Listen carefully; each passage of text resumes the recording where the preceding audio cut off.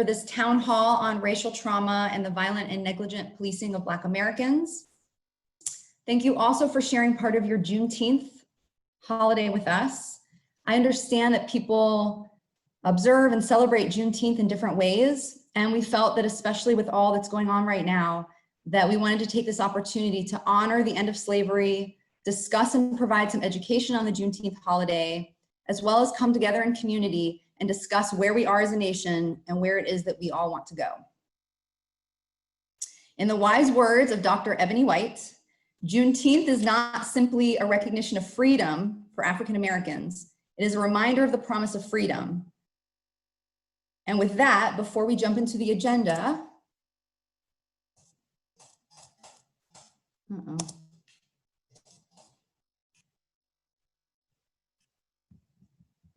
we will start with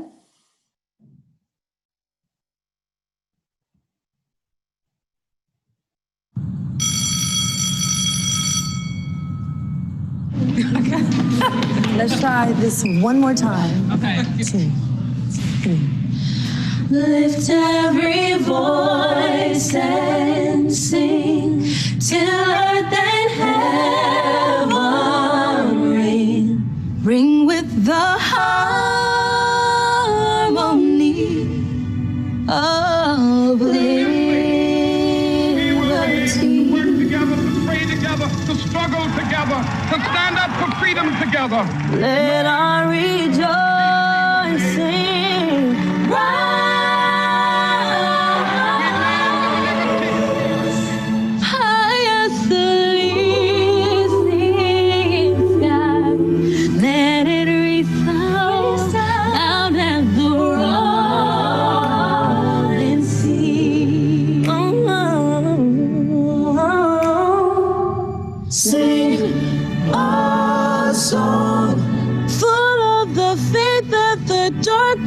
Has taught us, sing a song full of the hope that the present has brought us. Facing the rising sun of our new day begun. Let us march on till victory. So we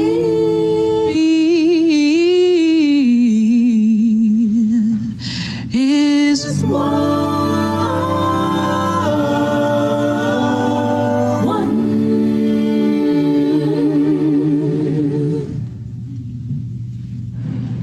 And that ended nice. I'm telling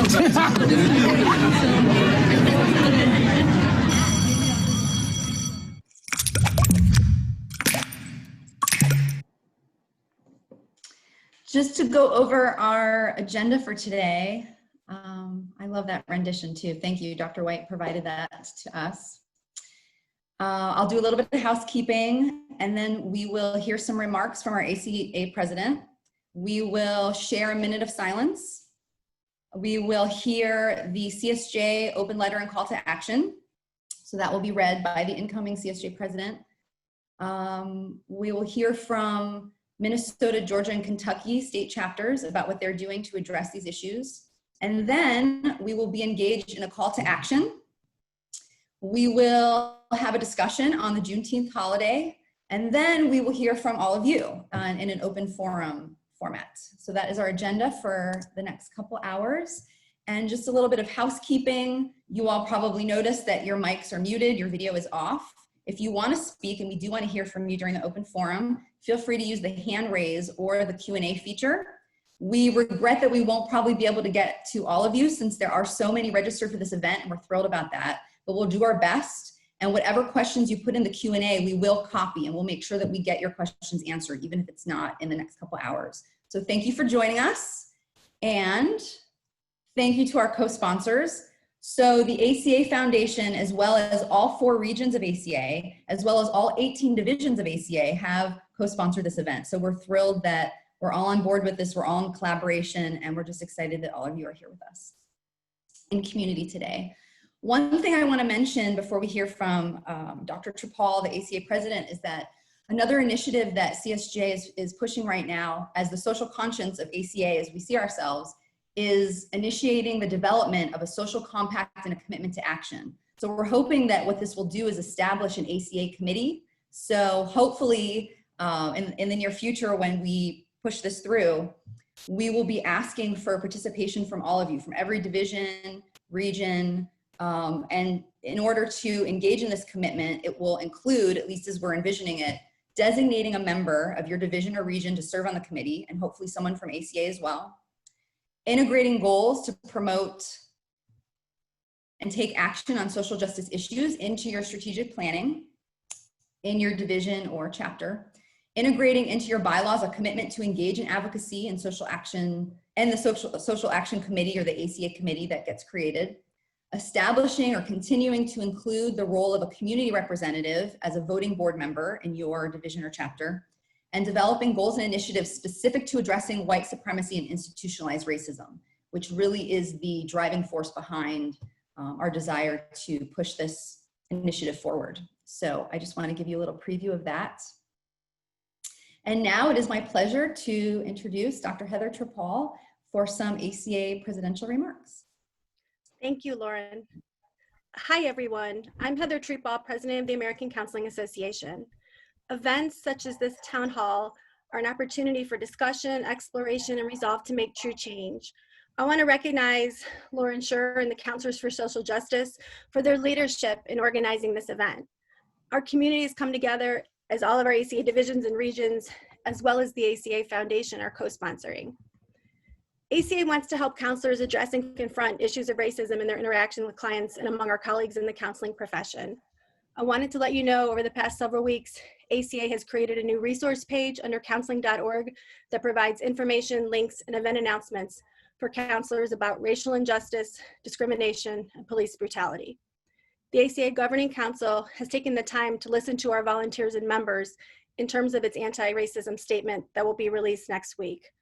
But we all know statements need to go beyond just words. More importantly, we'll support that statement with an action plan that calls on counselors, our professional partners, our staff, and every component of ACA to move toward ending systemic racism. I hope you'll keep your eyes on ACA and hold us accountable over the coming days, weeks, and years in terms of our commitment to change. Thank you.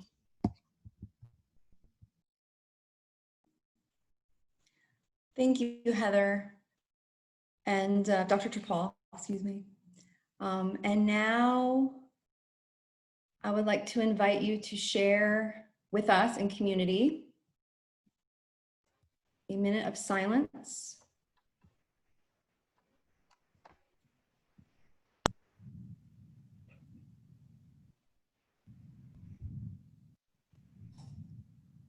To remember the precious Black lives that we've lost to senseless killing and police brutality.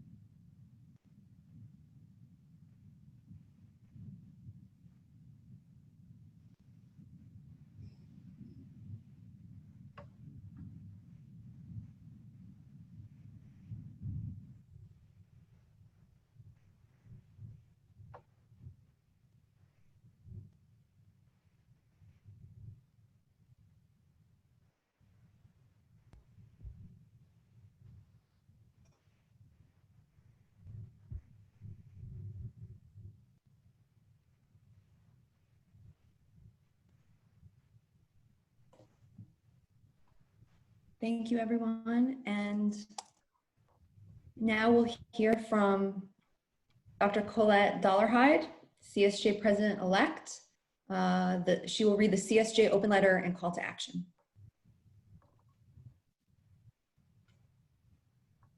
Off, I have to state it really is an honor to be with all of you on Juneteenth, which is a day of celebration and a call to action. So the Counselors for Social Justice has issued an open letter and call to action that I'm going to share with you now. Counselors for Social Justice stands in solidarity with the Black community. We support the Black Lives Matter movement, protesters, and any other activists, leaders, advocates, communities, and individuals who fight systemic and institutional racism. Our country is experiencing mourning, rage, confusion, heartbreak, and despair over George Floyd's death in what was essentially a modern-day lynching. A man presumed guilty instead of innocent because of his Black skin, held down under a white officer's knee, gasping for breath and pleading for his life for almost 9 minutes. His life stolen away by someone who vowed to serve and protect while people looked on. Now that this video is public for all to see, it is possible that justice in some way will be brought. However, this is at a great cost, in the invaluable cost of a life and the family, friends, and community left behind. Black Americans are reeling right now. George Floyd's ghastly murder on public display is a collective trauma for all Black Americans. So let this be a call to action for all Americans. Of course, racial violence and injustice is not a new problem. There are too many innocent Black Americans like Reverend George Lee, Emmett Till, Addie Mae Collins, Denise McNair, Carol Robertson, Cynthia Wesley, Breonna Taylor, Tony McDade, Ahmaud Arbery, Botham Jean, and now Rayshard Brooks, who have been murdered in this country. These murders are a blatantly violent symptom of the systemic and institutionalized racism that permeates to the core of the political, economic, and social systems of this country. Racism is a white problem, and it demands white action. This historically rooted issue demands united and collective action. Now is the time for white people in particular to listen to our Black leaders, colleagues, friends, neighbors, and family members. And then we must take action. While listening to Black Americans and centering their voices, the rest of us must not expect them to comfort our discomfort, nor should we ask them questions on which we can educate ourselves. We must not ask them to do more emotional labor, as this continued and public display of undue violence and microaggressive actions that the Black community experiences every day is too much already. Key to the counselor identity is striking a balance between individual counseling and our role as social justice advocates, with the ultimate goal of challenging the status quo that perpetuates worldwide inequities while simultaneously addressing clients' immediate concerns. Our advocacy identity should be evident across all the roles that we hold: counselors, counselor educators, supervisors, researchers, leaders, and citizens. Therefore, we must work to increase our self-awareness and other awareness, to be diligent in recognizing and addressing issues of power and oppression in our clinical settings, classrooms, communities, and research. To do this effectively, we must have a deep understanding of the impact of centuries of historical oppression, as well as awareness of systemic barriers.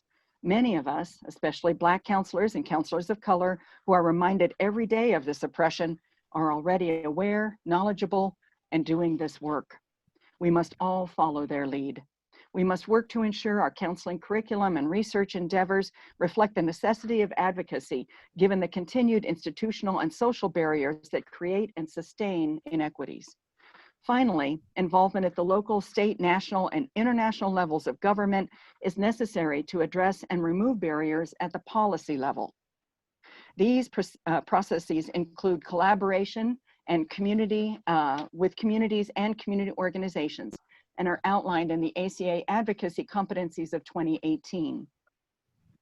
Your professional organization, the American Counseling Association, and divisions of ACA such as Counselors for Social Justice, the Association for Multicultural Counseling and Development, the Society for Sexual, Affectual, Intersex, and Gender Expansive Identities, and the Association for Specialists in Group Work, plus all the organizations co-sponsoring this event, are offering resources and events to assist you in joining this cause.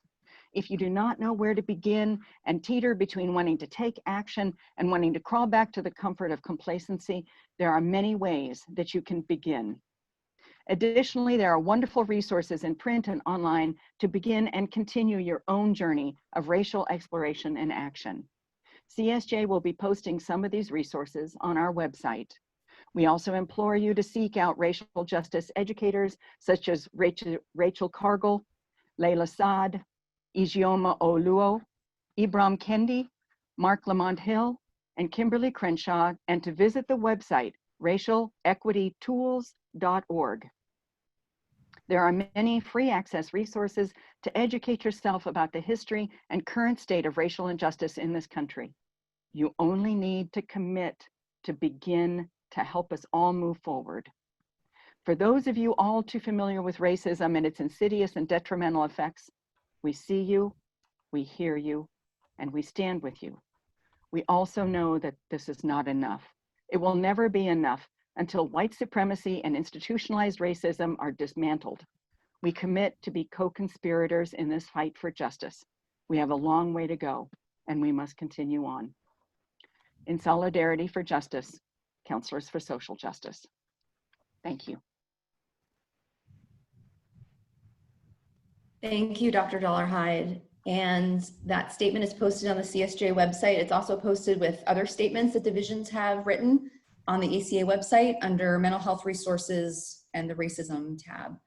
I think I just want to say too, I'm sorry earlier that I said senseless killings.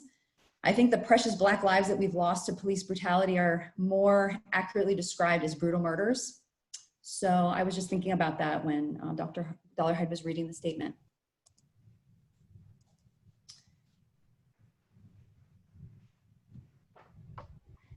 And now Dr. Ebony White, CSJ Advocacy Committee Chair, and Dr. Megan McBride, SAGE Chair of the Public Policy Committee, will facilitate some discussion with Minnesota, Georgia, and Kentucky ACA chapters on their involvement in racial injustice and violence. Hello and good morning, and it's an honor to be here on Juneteenth with each of you and to stand in solidarity and in action. Dr. Dollarhide did a really just beautiful job of speaking to our duties and our needs to act and to move forward in solidarity, but also as co-conspirators as individuals. And we also have a duty to raise voices, make and create space, and advocate for our clients, our communities, and our Black siblings. To speak more to that and some of the things that states are actively doing and are in the process of, we have Dr. Ebony White, who is going to share some of that news as well. Thank you. First of all, happy Juneteenth, everybody. I'd like to first start off by saying that it is a beautiful day here where I am in Pennsylvania, and I think it is a perfect day to arrest the cops that murdered Breonna Taylor. And with that said, I'm going to read a statement. The representation from the Minnesota Counseling Association was unable to be here, so they provided a statement today. And so I'm going to read that, and maybe we'll be able to send it out, or maybe they'll post it on their website, because they do have action items that they would like your feedback on. The Minnesota Counseling Association Board of Directors would like to thank all of you for your communication regarding the current racial inequalities revolution happening in Minnesota. As a board, we've been working hard to determine how we can best support not only our community of mental health providers, but the entire Minnesota community. It's difficult to ignore the impact and importance of mental health care when looking at the current racial inequalities movement. There's an opportunity for all of us as helpers and healers to make a real difference in this state. The Minnesota Counseling Board of Directors would like to hear from you. We stand firmly with our community, our POC friends, and George Floyd. We believe that as a community of mental health care professionals, we can best honor his life by advocating for and acting in the advancement of eliminating systemic racism. In an effort to best combat the persistent and ongoing inequalities within the mental health system in Minnesota, we would like to first listen and then act. If you are a mental health care professional who specializes in racial inequalities, who works with the marginalized community, and or who has experienced systemic racism within the mental health field personally, the Minnesota Counseling Association is asking for your expertise and guidance. Please email with answers to the following 3 questions. How can therapists in Minnesota best work to stop systemic racism in the mental health field? How would you like to see MNCA show up in order to support Minnesota therapists in the fight against racism? And how can mental health communities in states outside of Minnesota best support us here? I just want to point out that although people are still asking questions about how to best support, I love that not only are we talking about the systemic racism that is occurring in law enforcement, but also the racism that occurs even within our own profession. And so I really wanted to highlight that piece of it. As a member of the Council for Social Justice, we think one of the ways that we can best advocate for our communities is by mobilizing around our divisions and our branches. And so when one of our, as Megan so eloquently said, when one of our siblings is hurting, we all hurt. And so it's important for us to rally around and move to action. We are grateful to have Dr. LaCleisha Izzard, who is the president of ACA of Georgia here. And I would like to now give her the floor to talk about what is happening in her state and how we can support that branch. Dr. Izzard. Thank you so much, Dr. White. Yes, we have had several injustice cases going on here in the state of Georgia. First, many of you all know Ahmaud Arbery. Now we have Rayshard Brooks. We are currently in the place right now as it relates to legislation. We are in session. Legislation is in session actually today and all of this week. They are currently looking at what is now called the repeal of Georgia Citizens Arrest Statute. So they're looking at ways in which they can identify how they are going to move forward as it relates to this actual law that has been in the state of Georgia for quite some time. So we have asked our members, of course, to contact their legislators as it relates to this act and to see if it can be actually repealed. And that again is the Georgia Citizens Arrest. As many of you know, in the case with Ahmaud Arbery, the individuals who took his life, that was one of the things that they reported, that they were acting within that law. So that is something that we are working toward as it relates to action and fighting against. Also today, as they are meeting in session, they are looking at the hate crimes that are happening here in the state of Georgia. So we've also encouraged our members to contact their legislators as it relates to looking at these hate crimes and identifying, of course, other barriers that we are experiencing here in the state of Georgia that has caused some of these hate crimes, and what we can do as it relates to moving forward and what they can do as it relates to moving forward. So that's where we are currently as it relates to action and legislation right now. And it's going on right now. It's happening today. So as it relates to our community and where our community is right now, experiencing these two racial injustices back to back, our community has just been distraught. Our community has been in a great deal of unrest, sadness, anger, and confusion. And so with that being said, the mental health effects have been even more severe as it relates to our community being in such unrest. In the recent case with Rayshard Brooks, many of you may have seen on the national news the burning of the Wendy's. And so that happened right after the incident. We also recently have seen charges brought against that individual. And so that has also caused some more unrest. There have been some in our community that have felt that justice have been served. And then of course, there are others that feel differently. So we're just in a really, really unique place right now in the state of Georgia with emotions just on both ends in our communities as well as within our professional organizations. ACA of Georgia, we have had the privilege to partner with several community organizations that focus on mental health. That is Mental Health America of Georgia.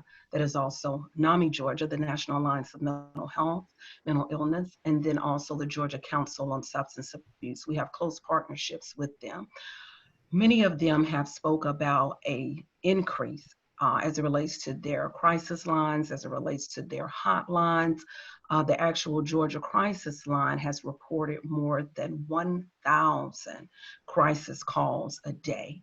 And so that is currently happening within this time. They're receiving more than 1,000 crisis calls a day. So mental health has greatly been impacted within our communities. We're seeing secondary traumatic stress, adjustment challenges, grief, depression, substance use, and you name it.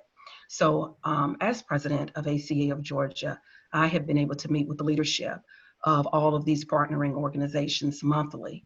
And we have been able to look at further ways that we can come together to support one another and to support our community. So that has actually been a great benefit moving forward as it relates to where we are currently. Specifically, ACA of Georgia, we have been able to provide local resources from our partnering organizations to our membership through our virtual events. This, I believe, has truly helped them to be in that place where they don't feel as though they're alone in going through this, and that they have several resources, several supports that they can connect to and assist them as they're seeing clients or working with other individuals in their community or supporting their students. Also, ACA of Georgia, we recently had an inaugural multicultural symposium on African American male wellness. I do believe that this symposium was a great voice for us, as we were honored to have as our keynote the NAACP state president of Georgia, which was Mr. James Woodall. He was our keynote. He is a constant activist as well right now. Currently today, the Georgia NAACP, they will be marching as it relates to the hate crime and the other things that I alluded to earlier. They will be doing that today on June 10th to show their action. And so, again, we just feel as though that we've been in a place where we have brought awareness, where we have support, and that has been beneficial. I know Mr. James Woodall in his keynote, it was extremely powerful. One of the things that really stood out to me, looking at the time that we're currently in as it relates to racial inequality, he did a great job speaking on racial inequality. But one of the things that really stood out to me within his keynote is he spoke about Flukers cultural asylums for African Americans. These cultural asylums he referenced are spaces that African Americans have really been forced to create for ourselves. These are spaces of comfort. These are spaces of acceptance. These are spaces of freedom, and these are spaces of support. But these cultural asylums are specifically for African Americans, such as our Great Divine Nine, our Greek organizations, our HBCUs, historically Black colleges, and I am an alumni of 2 HBCUs, Fayetteville State University and North Carolina Agricultural and Technical State University. Also, our homecomings, as it relates to HBCUs. These are places where we have felt comfortable, where we have felt accepted, and we have felt supported. But one of the key things that Fluker points out is that when we leave these protected spaces and go back out into our society, we are then reminded again that we are still Black. And what that means is, because we are still Black, we have to be all the more cautious and cognizant of our society and how our society sees us, because our Blackness can be the very thing that writes our death certificate.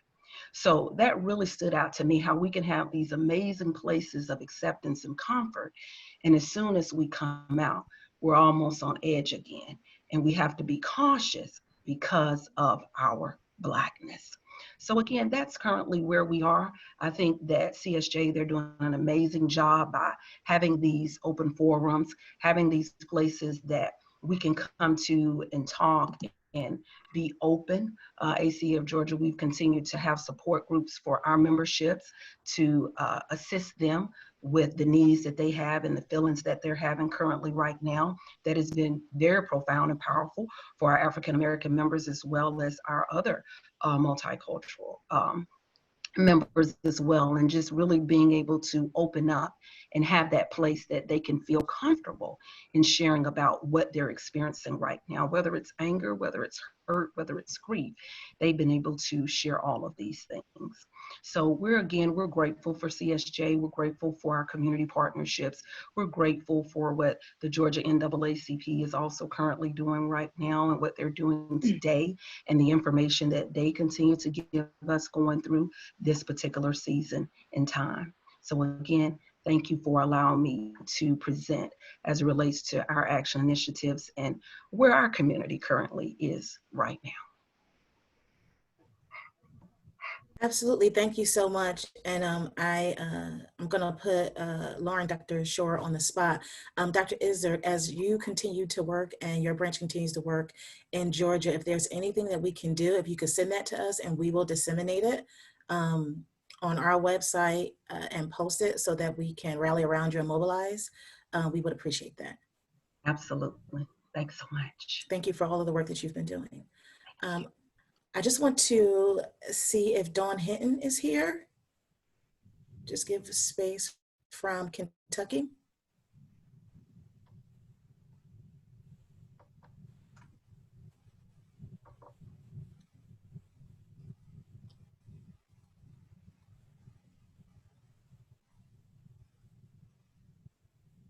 Okay. So it seems like, and maybe, you know, when we have time at the end, if Kentucky, someone from Kentucky does show up from the Kentucky Counseling Association, we will certainly give them space. But I will say, I will repeat my statement from earlier that it's a great day to arrest the cops who murdered Breonna Taylor. That incident happened in Kentucky. And I know that one thing that we can all do, all 327 people who are on this call, you can call and demand that those police officers be arrested. Dr. McBride, is there anything you wanted to add? Oh, thank you so much, and happy Juneteenth to everybody that's here.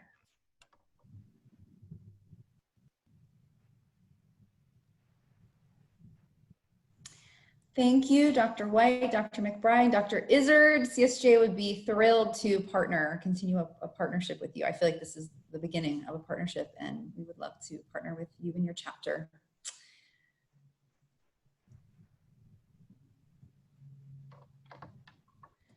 Now we have a call to action. They're going to share a lot of knowledge and wisdom with us. Brooks Collins Gaines, licensed professional counselor and PhD student at University of Akron. And Dr. Darius Green, CSJ newsletter co-editor. And Dr. Kim Hughes, AMCD president-elect. We are honored to have you drop some knowledge on us, and the floor is yours. Thank you. I'm Darius. So to get started, I just want to thank you all for coming here and taking part of this on this particular day. And the reason that I'm particularly here speaking is that recently I finished a dissertation on the topic that investigated how we as a profession and as professionals, professional counselors, have engaged with and been present in addressing undue police violence, particularly undue police violence that happens towards African Americans and Black people. And to my surprise, just to give a brief overview of some of the results, it seems that most people that participated in my study had not actually engaged in any sort of action related to supporting Black lives. And it's really important that actually we do engage in this. As it's already been shared, the impact on mental health is pretty clear. If we just listen to the communities across the nation that are hurting from experiencing violence directly or vicariously. And just to give a few statistics that I came across while reviewing what's out there on this topic, that suggests a need for us to actually be engaged and commit to action. African American and Black people are disproportionately impacted by police violence, particularly in the form of officer-involved deaths. In a recent study published in 2018, it was found that the mortality rate for Black and African Americans due to an officer's use of force, Black and African American people die at a rate of 2.6 per 100,000 people.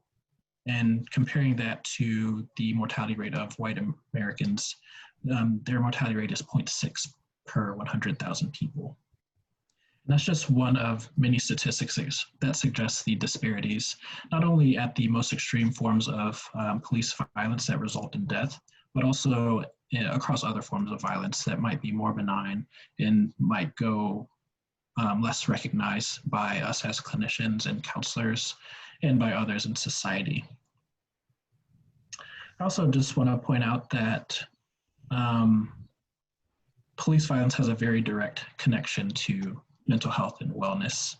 As we all may know, if one experiences violence, there's the potential for a post-traumatic response or reaction to that experience. And when racism is essentially uses police violence as a tool to perpetuate racism, that impact on mental health and wellness of people of color, in this case, Black people, exists and is felt. And this isn't just the direct exposure, so it's not just people who have these violent interactions with police officers. The impact of violent and negligent policing extends to, research suggests, anyone who identifies as Black. In a recent study that looks at the effect of being exposed to the news of an unarmed Black man being killed by law enforcement officers, studies suggest that there is a negative impact on mental health. So just with that information alone, and with the counseling profession's value for multiculturalism and diversity and cultural competence, our need as professionals within this profession to engage in action and advocacy and social justice to promote Black lives and to make Black Lives Matter is pretty clear from my standpoint. And again, my research suggests that there hasn't been much action. So we do need to take a stand and make an ongoing commitment to do the work and to show up and be present in support of Black lives, and not just when the cases such as George Floyd, Breonna Taylor, and Ahmaud Arbery are at the forefront of our attention. There are many other names of people who experience violent policing that may not result in death that would benefit from our present and ongoing effort. So again, we must commit to change. And what I'm going to do now is just read off a few suggestions for us to consider in terms of advocating to support Black lives. And I'm going to post a link to a document here in the chat if anyone would like to access this document and read along or use later. I'll just read off a few highlights. In terms of empowering our clients and students, we need to acknowledge the strengths and resilience that our clients and students possess despite the experiences and exposures to police violence. As counselors, we also need to consider our ability to broach racist and discriminatory beliefs and actions across the different settings that we work in, whether we're school counselors, whether we're working in a private practice setting, if we're counselor educators, or if we have a non-traditional role as a counselor. In terms of empowerment, we also want to make sure that we bring a trauma-informed and culturally sensitive lens to assessing for violent policing, particularly if we work with clients who are involved in the legal system in some sort of way. In terms of advocating on behalf of our students and clients, we need to create an action plan for identifying systems that serve as barriers to the wellness of our clients. And we need to have ongoing evaluation of our actions and commitment to advocating on behalf of our clients. Additionally, we can consider developing and creating space specifically for Black people who are impacted by such instances, whether it's the direct experience or the vicarious exposure, such as recent times here. We also may consider providing pro bono services, as well as crisis intervention when our communities are being impacted. Financial barriers can serve as a barrier for accessing resources that might help towards resilience. So we may need to consider how we can minimize existing barriers to support our communities. In terms of community collaboration, I'll just read one here.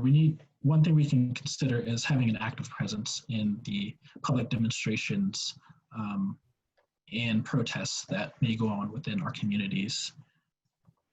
In terms of systems advocacy, we can consider using crisis intervention strategies to plan for and help our communities prepare for the potential unrest that may occur in these communities. A study that looked at the impact of the unrest in Ferguson following the death of Mike Brown suggests that Black people are particularly impacted from a mental health perspective, more so than other members of the community. We also should consider our ability to share research and information that's available. In the document that I posted, I gave a few links, and I'll just read off a couple of them here. Mapping Police Violence is a resource that attempts to document the police killings throughout the United States. Additionally, a similar resource is the Police Shootings Database held by the Washington Post. Both of these may serve as really easy to access resources to in terms of us sharing information with others. In terms of collective action, as counselors, we, particularly those who are trauma-informed, can share our expertise regarding trauma and mental health implications that are associated with police violence. And sharing this within community agencies or community partners that we may work with. We may also consider sharing this within the professional organizations that we are a part of or are partnered with. And lastly, social political advocacy, requiring us to actually get out of our office and move beyond just working individually with students and clients. We need to identify the community partners that have a stakehold in supporting Black lives, whether they serve as barriers or whether they are a resource for us. We also need to encourage change and action and encourage action and change in policies. And I want to appreciate Dr. White for bringing up Breonna Taylor twice here. I want to really highlight the fact that Breonna Taylor was shot 8 times and murdered just over 3 months ago, and no substantive action has taken place.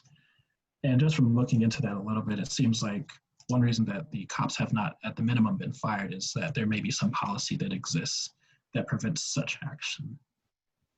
We need to really consider our role in being able to shape policy, particularly those that uphold white supremacy and devalue Black lives.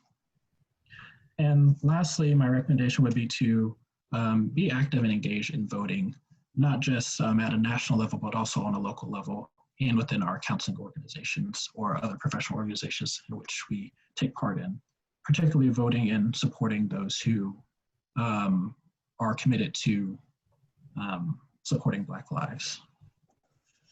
And lastly, I just want to end off on saying that complacency is a form of negligence, and negligence perpetuates the racial trauma that Black and African-American people are experiencing today. So it really is imperative that we not just work on ourselves as a step to supporting Black lives, but actually taking a further step in committing towards anti-racism.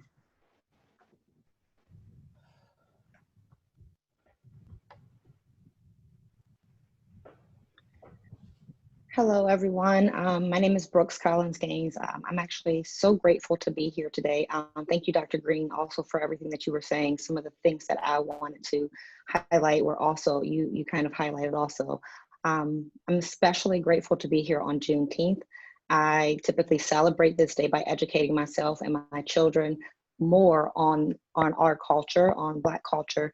And I'm so grateful to be able to provide some education or knowledge to our colleagues. And I've also earlier I did a radio interview on how to talk to your children about racism. So today is a really good day, and I think that we're making a lot of moves forward, and hopefully the momentum continues in all different avenues. So today what I want to kind of talk about is the psychological effects of race-based trauma. My research, I'm currently still in my doctoral program. My research is on the effects of race-based trauma and cultural mistrust on help-seeking behaviors or attitudes. So I'm really focusing on what is it that's preventing Black individuals from seeking care, like those things in history. So just to kind of like highlight a few things that I wanted to talk about. So when we think about race-based trauma or race-based traumatic stress, it's important to understand like the class of racism events and the need for their presence in order for race-based traumatic stress to be present. So those would be things like racial discrimination, racial harassment, or discriminatory harassment. So the severity of exposure is going to vary when we think about symptomology. So we all know that there's microaggressions, which might be more some cultural different influences, systemic or institutional racism, as well as like physical assaults that might happen on an individual. So the severity of those exposure to those different things might increase or enhance the psychological effects that an individual might experience. So with that being said, of course, a person who maybe having like those slights, those microaggressions that are happening on a continuous basis, they may have some of the more enhanced psychological effects. Whereas we know with individuals who experience physical assaults, they're going to experience, you're more likely probably to experience PTSD or different types of trauma response more initially than, you know, maybe one microaggression. But I don't know how many people really just experience one microaggression in their lives. I think they're just kind of out there pretty much everywhere we go. So just to kind of want to highlight that those microaggressions, systemic and physical things will be, are things that we might see. There's different critical signs that we see, signs or symptoms of race-based traumatic stress. When we think about it, there's been like research that's been done on the similarities between race-based trauma and PTSD. And there's a lot of similarities and overlapping. The thing is that we really have to look at what is the cause of the traumatic responses or those symptoms. So we're not necessarily, it may not necessarily be a car accident or a sexual assault. It may be more things where, again, the microaggressions or a racially motivated experience. So we're looking at things like intrusion, you know, re-experiencing. These are more of the critical signs that we might see when it comes to race-based traumatic stress. So intrusion, avoidance, so individuals like numbing themselves to the experiences of microaggressions or institutional racism that we may experience. Also racial avoidance, so not really like trying to avoid different racial interactions. And then of course, we all know trauma responses often includes arousal or hypervigilant types of response. So a lot of these are very similar to PTSD types of symptomology or criteria that can be met. Racial discrimination would be, you know, more of an avoidant, you know, perspective. Racial harassment is more hostile, and then discriminatory harassment is more aversive hostility that you would see when considering some of these different critical signs. Also, there's, of course, always other symptoms that you might see. Some were mentioned earlier. These are things that we're going to see more related to like emotional or physical pain. So emotional pain in individuals who've experienced race-based trauma or race-based traumatic stress, we're going to see a lot more depression. And it's really interesting when you look at these things, and we have individuals coming to our offices to receive counseling. These things look like just depression or anxiety. It's not looking like anything that is maybe racially motivated until we really learn how to ask those questions and really kind of delve into what it was or what is actually happening. So depression, anger, and irritability. We see a lot of anger, and I work with adolescents and children most often, and we see a lot of anger and irritability.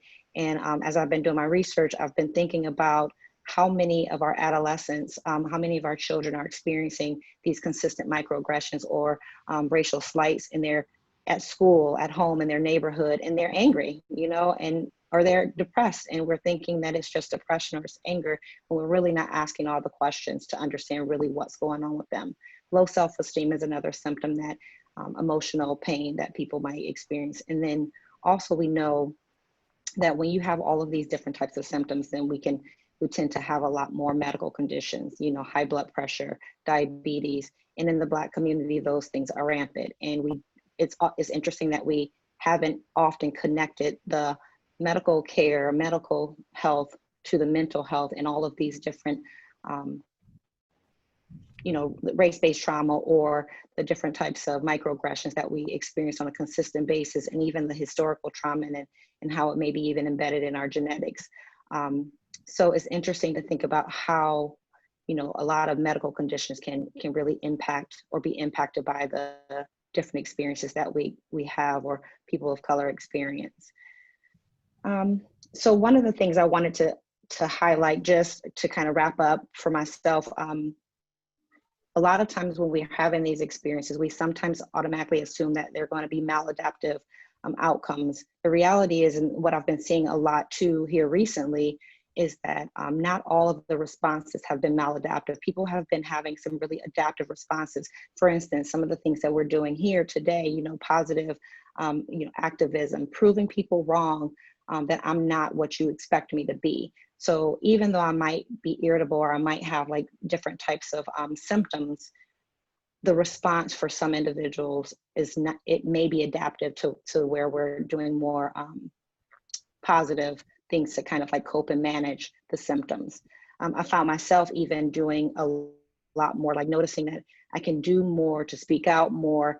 The trauma that I've personally experienced was witnessing all of the abuse and the violence and the murders of people of color, unarmed people of color, the way that it's impacted me, and knowing that I can do something, or I can speak out, or I can be active in making change on some level, I think has been helpful in managing some of the emotional symptoms.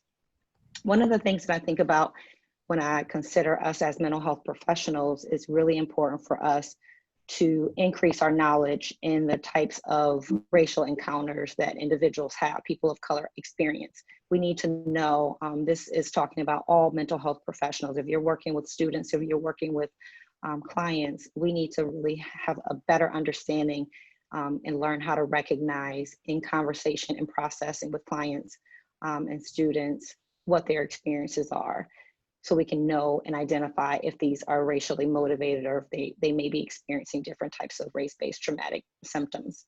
We want to, of course, always explore openly with our clients and being able to delve into knowing what questions to ask when they're coming in with different symptoms that may seem like depression or anxiety. What is the root of those things, to really be able to understand how to support them and help them move beyond or coping and healing, and what things might be more appropriate, like interventions. And then, of course, I think it's so imperative, especially considering in our field, the focus of multicultural competency is like critical. It's so important for us to be doing more training on race-based traumatic stress for appropriate diagnosis and treatment. This was something that I was already a counselor, but had no idea that race-based trauma was a thing, even though I kind of knew it was a thing personally by seeing how individuals experience.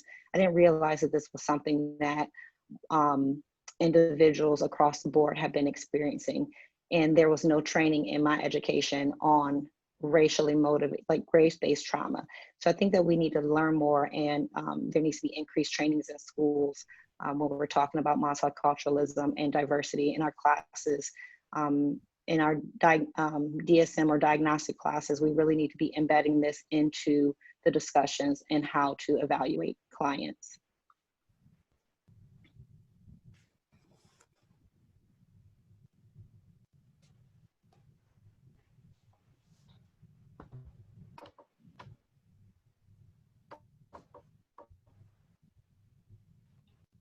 Kim, you're muted. We can't hear you. Thank you so much. So I am delighted to be here today, and I want to be very transparent about the fact that I have been crying pretty much through this whole call. This is heavy lifting that we're doing, and as a president-elect of the Association of Multicultural Counseling and Development, this work lays squarely in the middle of what we do every day. I am a graduate of a historically Black college. I work at a historically Black college.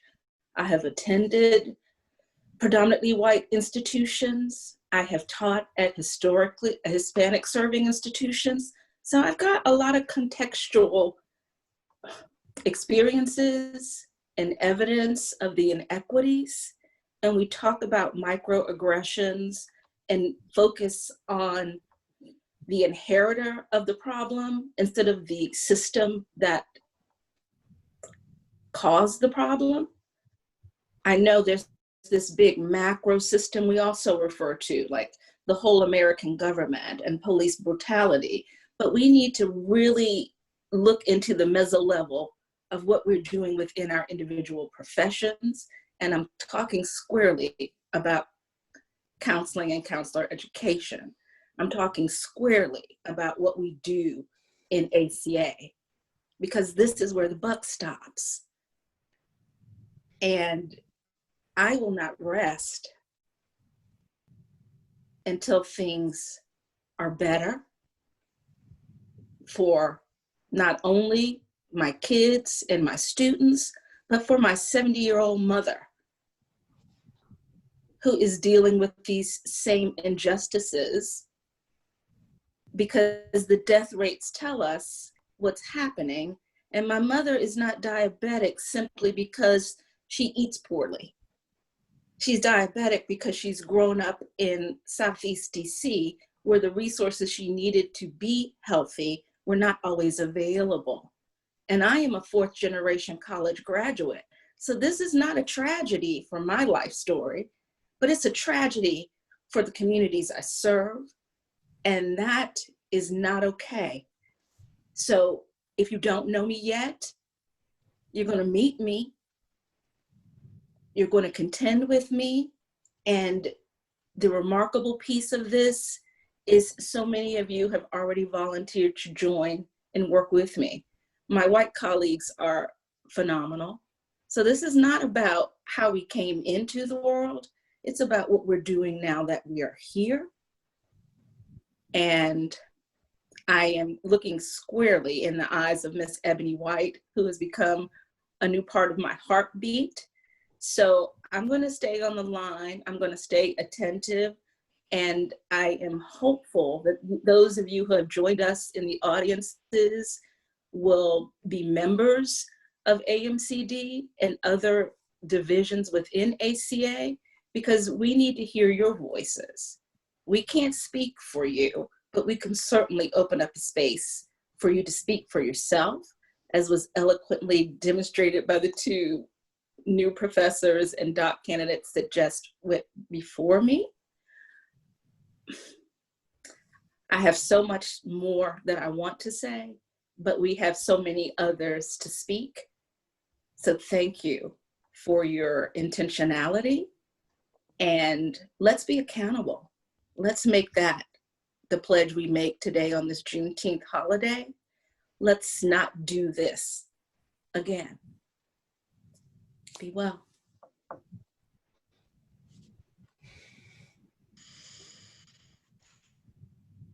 Thank you, all 3 of you. Wow, Dr. Hughes, I am very moved by your vulnerability, your authenticity, and your real talk. You know, I wrote down what you said. It's not about how you came into this world. It's about, and I'm sorry I didn't get the exact words, but it's what you do with it, right? Or where you're going from here.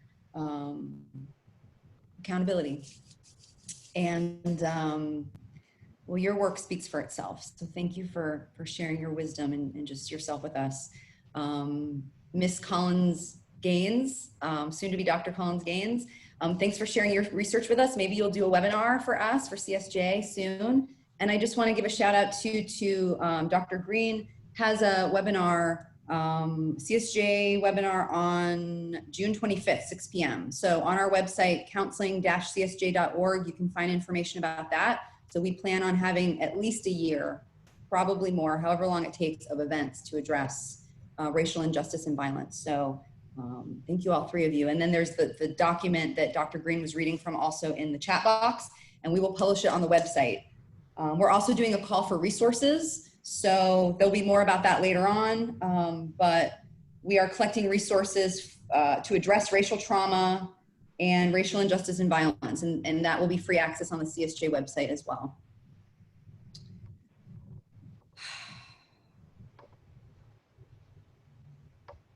And now, Dr. Sean Smith, CSJ Membership Committee Co-Chair and AMCD Immediate Past President, thank you for sharing with us a discussion on this Juneteenth holiday.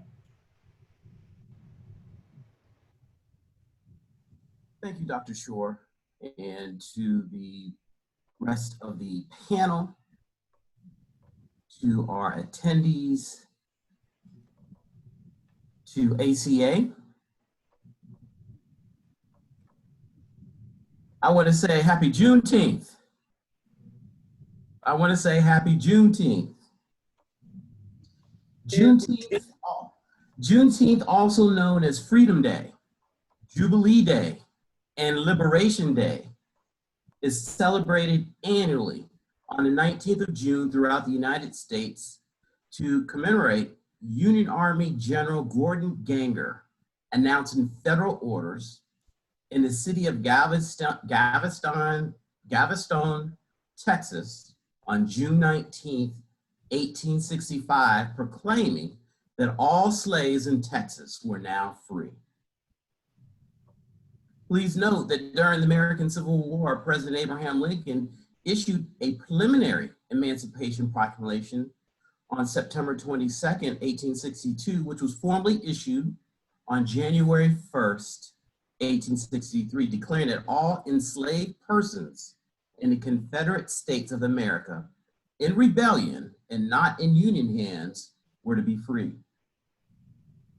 So you see, this reading took place literally 2.5 years after it was initially issued. However, the American Civil War largely ended the defeat of the Confederate States in April, and then Texas was the most remote of the slave states with a low presence of Union troops. So the enforcement of the proclamation had been slowed and inconsistent. A common misconception is that this day, June 19th, marks the end of slavery in the United States. All right, that's a misconception. June 19th did not end slavery. Okay? Although this day marks the emancipation of all slaves in the Confederacy, the institution of slavery was still legal and existed in the United States borders after June 19th, 1865. Know that it was not until the 13th Amendment to our Constitution that was adopted on December 6, 1865, that abolished slavery entirely in the United States and all of our territories. So let's be very clear, all right? The Emancipation Proclamation did not end slavery. June 19th did not end slavery. It was the 13th Amendment to the Constitution that ended slavery. This day we recognize the proclamation that President Abraham Lincoln issued, and it took 2.5 years for it to get to the most southern state, Texas, all right? Also, just so we're all on the same page, since we're here learning today, also know that 4-5 did not recognize, identify, or promote Juneteenth, all right? President Trump did not identify, recognize, or promote Juneteenth. So let's make that clear. I've seen some tweets out there saying that he's taking ownership over this. Know that it was Juneteenth has been around much longer than 4-5, all right, our current president. So I just want that to be known as well. Understand that celebrations date back to 1866, at first involving church-centered community gatherings in the Texas area and other southern states. It would spread across the South and become more recognized in the 20s and 30s. And post-civil rights movement, this particular holiday gained even more attention and celebration. By the 21st century, Juneteenth was celebrated in most major cities across the United States.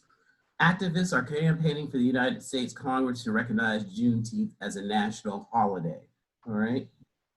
Know that 49 out of 50 states already observe Juneteenth on some level. I am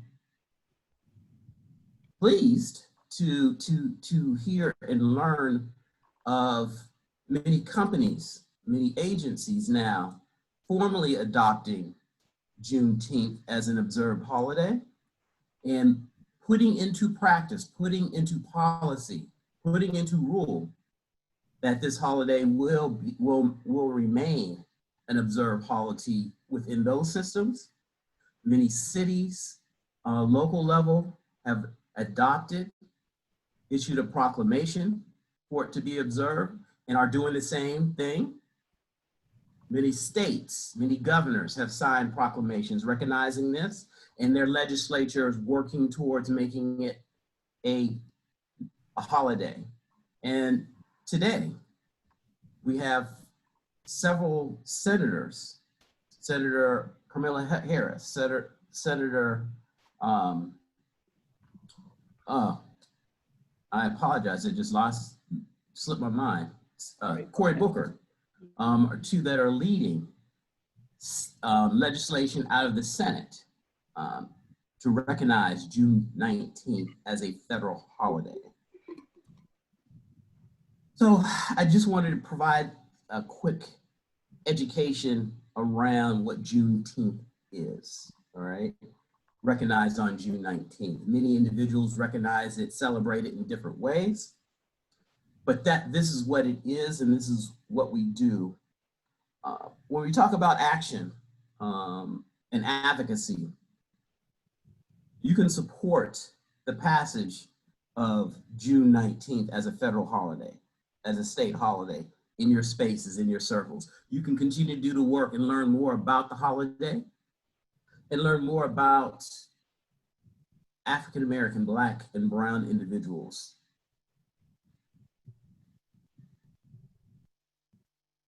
In your spaces. So with that being said, that's all I have. I don't know if any questions were posted, Dr. White. But I just we wanted to share a little information around Juneteenth specifically and what it is, what it's about, how it came about.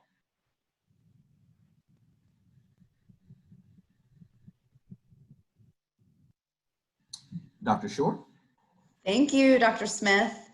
And I love to, thanks for dropping some knowledge on us and also continuing to call us to action. So there are things that we can do to promote Juneteenth in whatever spaces we occupy. So thank you for that. And vote, register to vote. Register to vote. If you haven't registered to vote, do so. We need to vote. We need to vote. With COVID-19 going on, there's nonsense out there talking about we may not vote, maybe a different way to vote, trying to suppress individuals to vote. Register to vote and then go and vote. Start that process now. How are we going to get people to the polls? So that's a great call to action as well, to certainly vote yourself and consider volunteering to get other people registered. It's definitely more important than ever. And this leads us to really our last agenda item, the open forum. So thank you, Dr. Anna Puig, ASGW President, and Dr. Diba Chowdhury, ASGW President-elect, will be facilitating the open forum. I know we have some division leaders who want to share with us what their divisions are doing to address racial injustice and violence. And but Dr. Puig and Dr. Chowdhury, please. Thank you, Dr. Shore. Thank you. I am ASGW is honored to contribute to this important discussion. We have been engaged in some work of our own also that Dr. Chowdhury is going to share with us momentarily. I want to thank CSJ and SAGE and AMCD and ACA and all of the divisions and regions for supporting this really must do action. And it starts with these webinars, but we need to get out there, like everyone has said. It cannot end with these discussions. We need to get out there and do the hard work of making change happen. And I'm proud to be a part of that movement. And I am aware that I have been taking notes of all these questions that have surfaced through the Q&A that we hope to be able to address. I am aware of the time, and I also know that we need to make space for our colleagues who express a desire to make a statement. We would like to hold you to a minute or less, if you could, so that everyone else who wishes to chime in and pose questions and so on has an opportunity to do so. So Dr. Choudhury, I would like to invite you to speak for ASGW to begin, and then we'll move through the list and see if folks are still with us and want to step up and say a few words. Thank you, Anna. So I'm Deepa Choudhury. I'm the president-elect of ASGW, and a couple of minutes, a little while ago, Anna said, "Do you want to speak first?" And I said, "No, I'm really upset." And that's because I was so moved from all the powerful words. And so ASGW, back when all this started, we wrote a statement. It was that here's where we stand.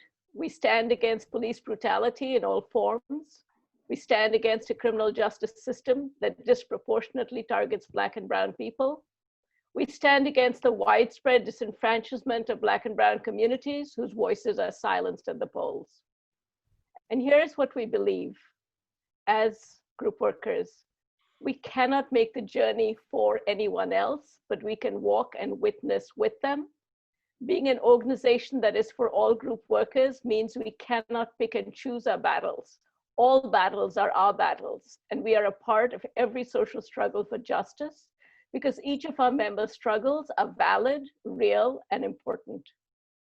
Being an advocate for groups means we stand up for the empowerment of Black people, brown people, Indigenous and Native persons, immigrants, women, religious minorities, sexual and gender minorities, the vast majorities of poor and disenfranchised people, and all who have access and opportunities systemically denied to them. Black Lives Matter is the civil rights movement of our time because it addresses a fundamental inequality in our society that Black lives are too often undervalued. We also believe in providing mental health support to the activists, advocates, and caregivers working to create change. We encourage the ASGW community to join us in supporting Black Lives Matter. If you're not able, and this was speaking directly to our members, if you're not able to join the activists and advocates, think of what you can do to support them with your expertise in group work. Remember, as Dr. King said, that riots are the language of the unheard. When diverse individuals come together to combat injustice, we may not always agree, but we can be in solidarity on the central principles for which we stand. ASGW is based on the foundational belief that groups hold the power to change the status quo. Support the groups who seek change that support and empower the humanity within each of us. Thanks, Anna. Thank you, Deepa. Thank you. I think it bears underscoring, and I know this is part of some of the comments that were made, and I'll say very briefly, and then we'll start calling on folks, that we all live in intersections of identities, and we want to acknowledge also the tragic deaths of many of our brown and Black trans folks, and the battle of the DACA immigrants and so on. And so I think that, again, a call to action to support Black lives and to step up and stand with and get your backs. Everybody's backs were being oppressed. Just for being. Katharina Chang, Chair of the ACA Foundation, would you like to say a few words?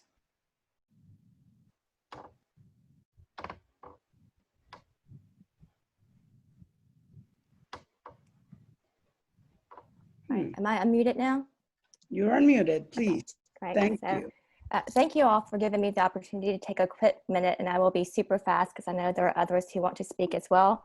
I want to start off by thanking CSJ, AMCD, and SAGE for inviting the other divisions, the foundation, and regions to be a part of this important discussion in Town Hall.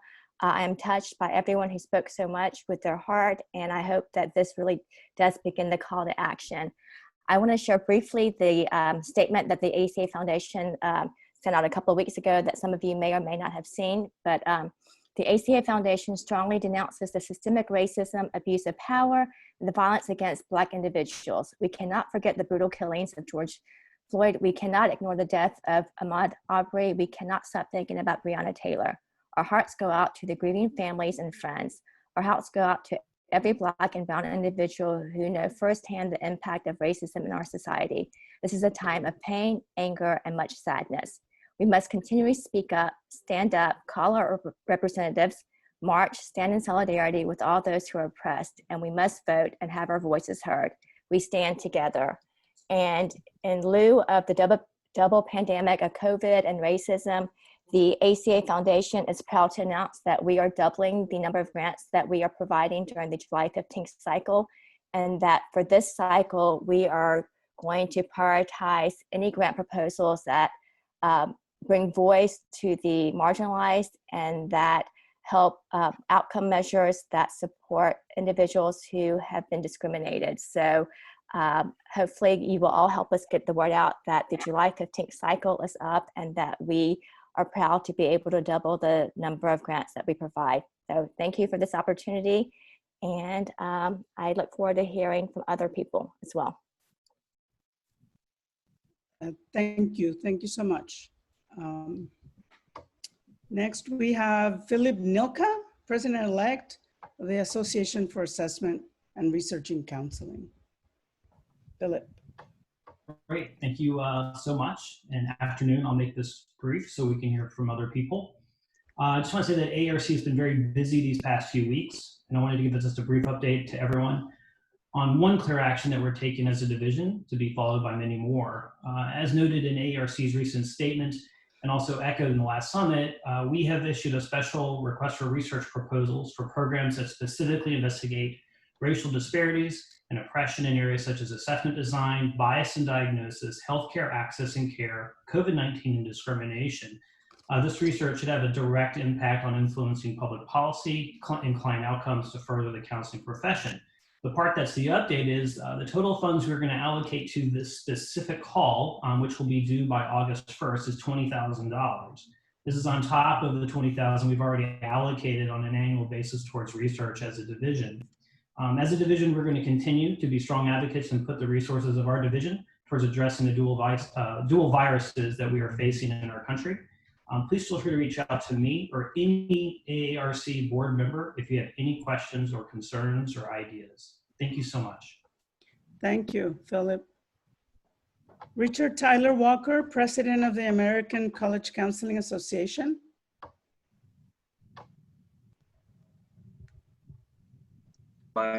Yes, perfect.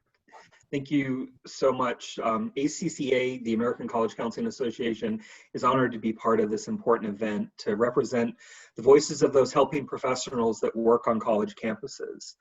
I echo the cry and the call for action earlier of needing to look at these institutions of higher education and the work that needs to be done there. The American College Counseling Association stands in solidarity with students, faculty, and staff who identify as Black and persons of color. Since most universities remain predominantly white institutions, the ACCA community must strive to reach out and address the needs of the underrepresented students, as well as support our Black colleagues and colleagues of color who are working to support students while navigating intense racial battle fatigue. Both of these issues were the themes of our conference in March of this year, and ACA has released a statement guiding white staff at predominantly white universities to shoulder more of the day-to-day burden as the centers run, to allow Black staff and staff of color to lend their energies where they can while still taking time to heal and recharge. In coming months, ACCA will be hosting a series of roundtables as places of support, as well as places to continue to explore and seek to dismantle the institutionalized dominance that exists widely in university systems nationwide. Thank you for this time. Thank you so much. Mike Hartley, President of the American Rehabilitation Counseling Association. Thank you. ARCA is proud to support this town hall. You know, I personally view this as not only a call to action, but a pathway for the counseling profession to look within itself. ARCA is focused on disability, and there's a lot of intersectionality in terms of disability, gender, race. I'm going to defer the rest of my time, so there's a chance for questions, but I did just want to make a statement that ARCA supports this. Thank you. Thank you very much. Heather Ambrose, President-elect of ACES. Hi, yes. I am honored to be here today as part of this town hall and discussion. Just want to highlight a few things that ACES is doing. We have started a Slack group for resources on teaching anti-racism and resources for addressing undue police violence against Black Americans and other people of color. In July, we will have a webinar put on by our Inclusion and Diversity Interest Network looking at teaching anti-racism and infusing anti-racism throughout the entire curriculum of counseling. And we've also made a commitment to addressing issues of diversity in ACES, and this is something that we will be focusing on this year and the years to come. So thank you very much for allowing us to be here with you. Thank you, Heather. Joel Givens, President of the Association for Humanistic Counseling. Hello, everyone. It is an honor to be invited to this conversation.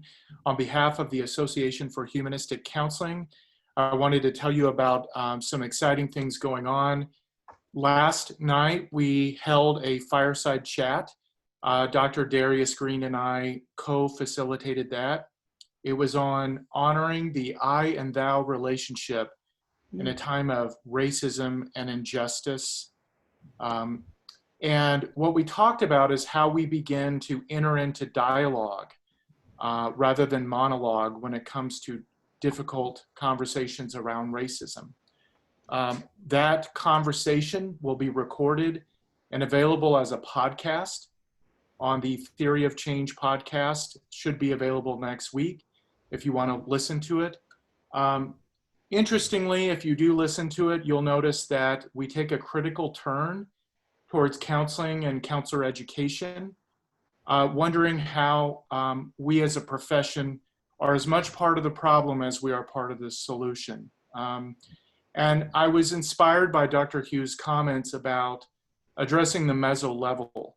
And I think in addition to being activists, AHC is committed to looking at the theory and philosophy of counseling and how even in the way we teach counseling, we perpetuate racism systemically in a covert manner rather than an overt manner. Thank you. Thank you very much. Tonya Tinsley, President of the Association of Multicultural Counseling and Development.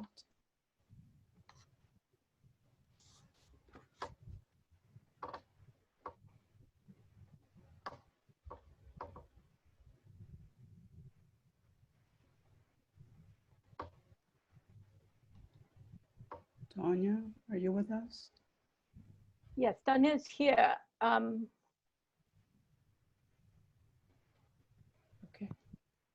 Yes. But yes.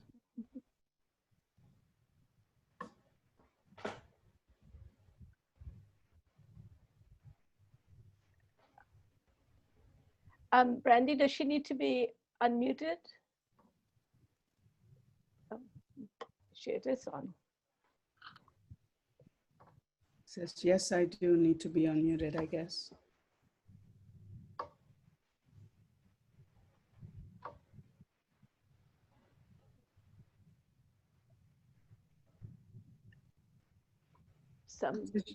Yeah. Go ahead.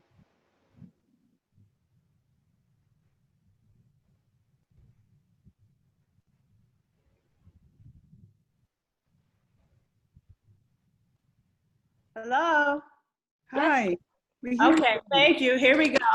I'd like to just thank American Counseling Association, Richard Yep, President Dr. Heather Trepal, CSJ, SAGE, and the other divisions for sponsoring this town hall. This has been phenomenal. AMCD, I'm gonna post it in the question and answer. We have our AMCD virtual summit next week on June 24th and 25th. We have many presentations that are on the topics we've been discussing today, as well as advocacy. I want to just end with a quote, because I'm not gonna take a lot of time. James Baldwin once wrote, "Not everything that is faced can be changed, but nothing can be changed until it's faced."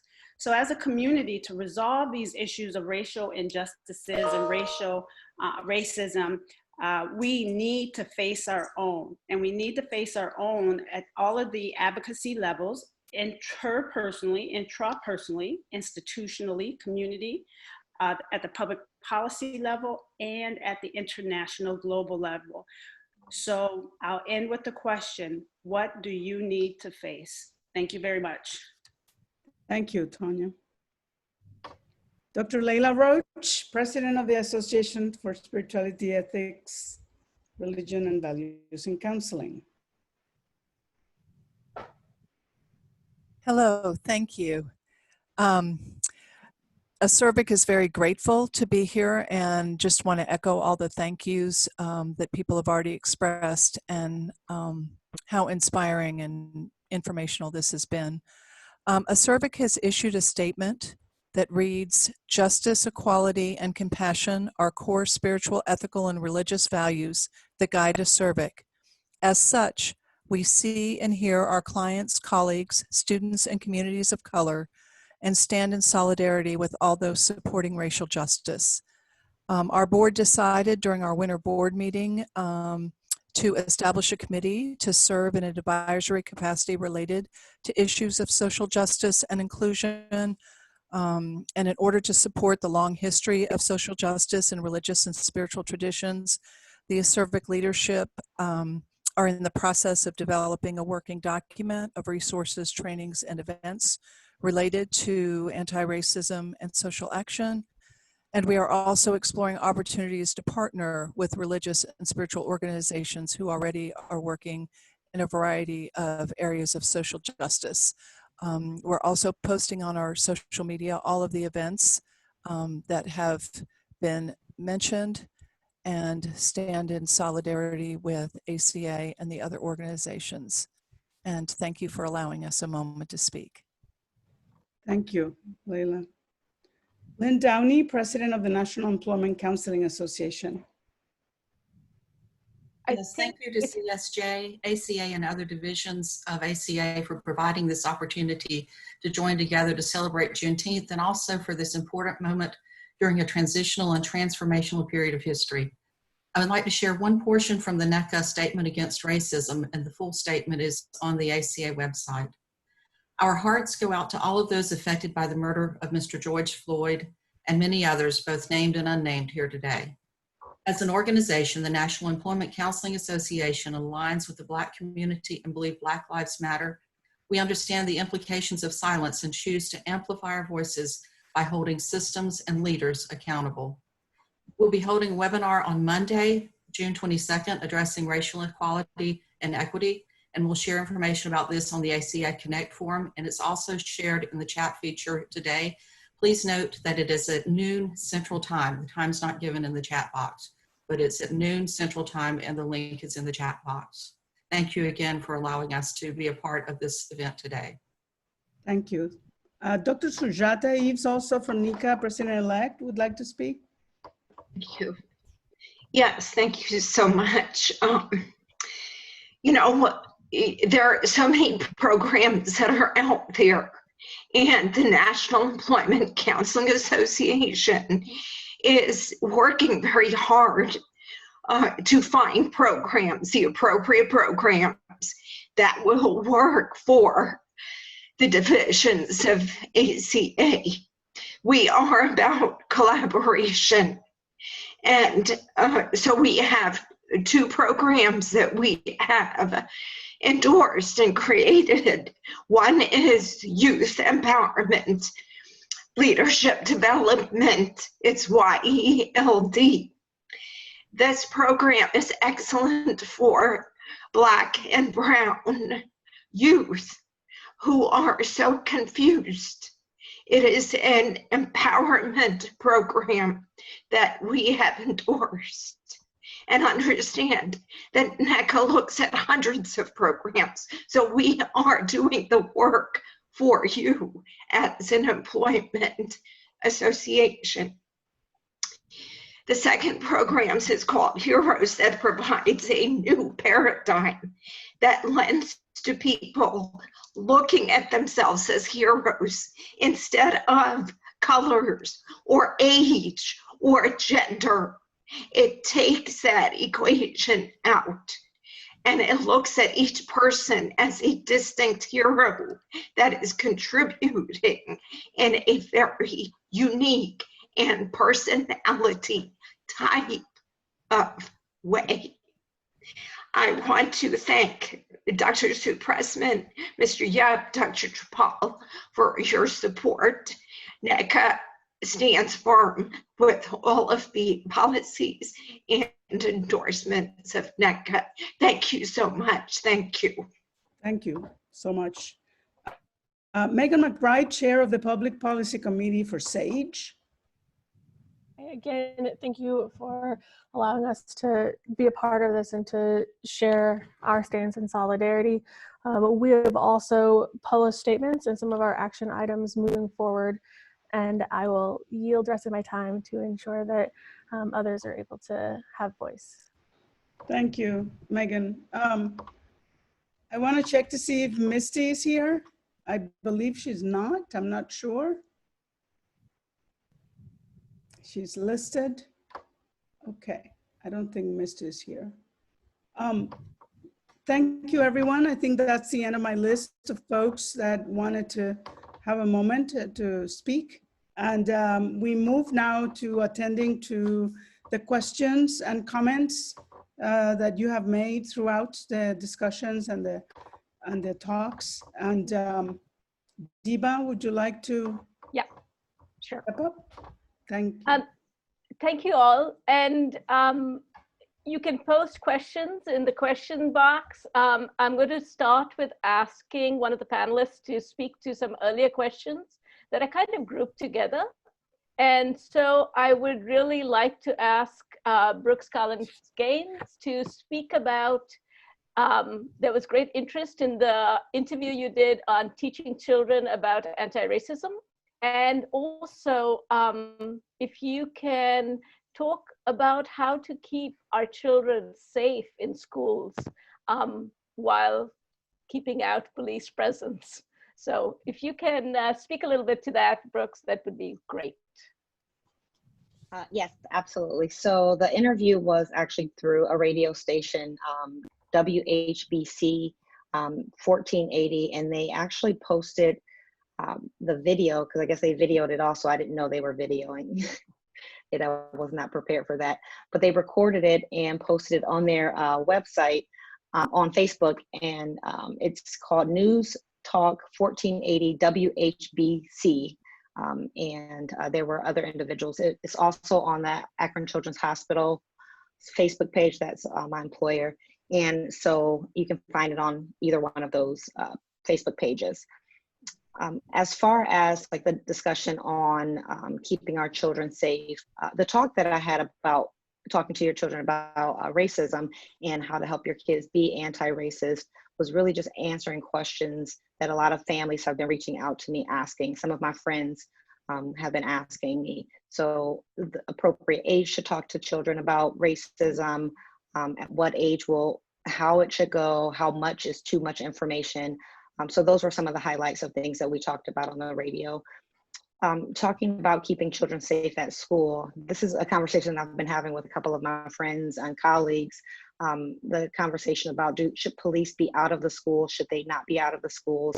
Of course, it's scary to think about police officers not being in schools when you think about school shootings and whatnot. However, we do know that that has not changed or reduced the likelihood or the amount of, shootings that have happened in schools. I think children need to be prepared as early as going to school on how to stay safe. One of the things I'm all about prevention. Also, I think that it's so important for schools to be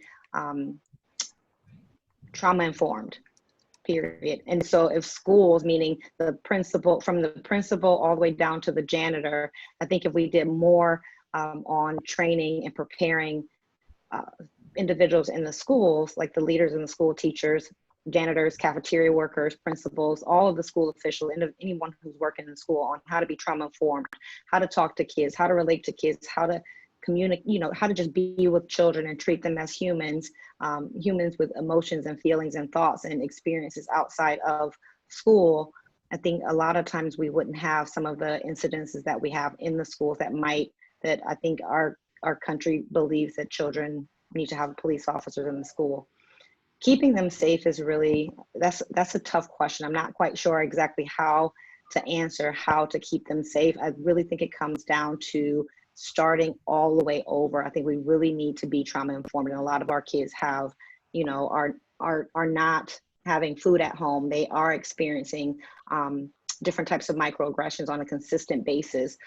They are being, seeing the police in their neighborhoods. And so thinking about all of these things, it would be difficult to know, and thinking about race-based trauma, kids are going to be hypervigilant. And so they're going to be more on edge. It's going to be a lot harder to focus at school. It's going to be a lot harder to really study. Those things aren't important to them. Safety is. And so going back to being trauma informed for school officials or individuals in schools, I think is really how we start. We have to go backwards to really make sure that we keep our kids safe. I hope that answers your question. Thanks, Brooks. That was comprehensive. And yes, keeping children safe, we all want to, but how awfully difficult it is. Somebody had asked about the definition of race-based trauma, if the psychological and emotional harm that is done to Black folks, but all people of color, by structural racism, which is the brick and mortar of America. And it stretches intergenerationally. There's a number of interesting sort of aspects about it, but you can follow up the work of Dr. Robert Carter, who has done some of the more seminal work on it. 2007, his book, but he's also developed an assessment scale if you're interested in that. There's also post-slavery syndrome, and thinking about how that is the historical trauma that comes down from 500 years of slavery that can't just be erased by a declaration of emancipation. So Can I add something? Go ahead, Sean. Yes, absolutely. I apologize. Can I add something quick? And I would echo the information already Ms. Brooks has already shared. I would also add to that piece. We're talking about keeping our children safe, going back to school.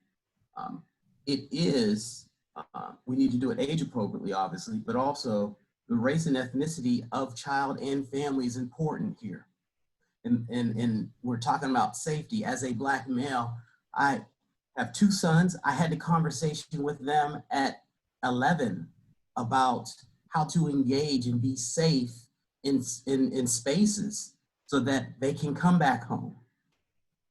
So when we have these conversations, I want everyone to be mindful of the position that you are in engaging in these conversations. As a Black male, African American male, my conversation is going to be much different for my Black sons and my Black daughter than my allies and brothers and sisters that are not Black. So those conversations are going to be different, and be comfortable enough to be uncomfortable to have them, because I'm sharing it because I want them to come back. I'm sharing it from a literally life issue. Roll down the windows, turn on the dome lights, put your hands outside the windows so that the officer sees you and that you're not a threat. So when we start talking about those conversations, and we're talking about in schools, as we know, the school system is a microcosm of society.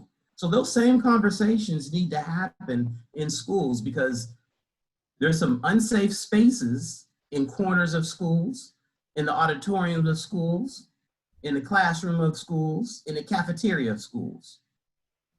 So I just wanted to add that. I'm sorry if I took up too much time. Thank you. No, Dr. Smith, that's critical and important. We have a participant who wants to speak, Veronica Edwards. Would you like to say a few words and keep it brief, please?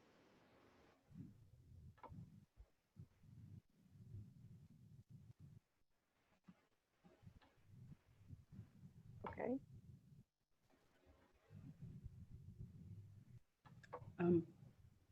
Veronica? Brandy, can you unmute Veronica, please?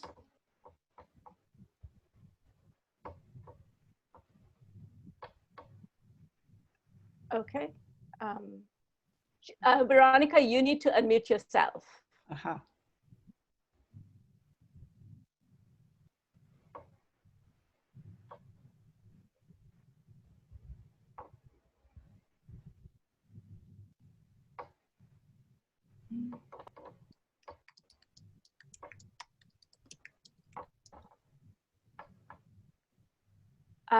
Veronica, if you can't unmute yourself, take a moment and just figure it out. Meanwhile, if you can go to Leo Balsero,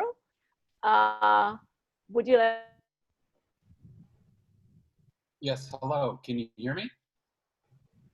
Yes, go ahead, Leo. Wonderful, thank you all so much. I would like to briefly thank ACA, Counselors for Social Justice, and all of the associations for organizing this event, the opportunity to center and honor the Black and multicultural perspectives. And in turn, I wanted to take a brief amount of airtime, as I will be brief, in my own reflections, and just to share aloud in hopes to impart some idea and wisdom to other white counselors such as myself, to think about in terms of what it looks like as far as having difficult conversations with others in the community, particular to the way in which others are either implicitly or explicitly expressing racism in our communities.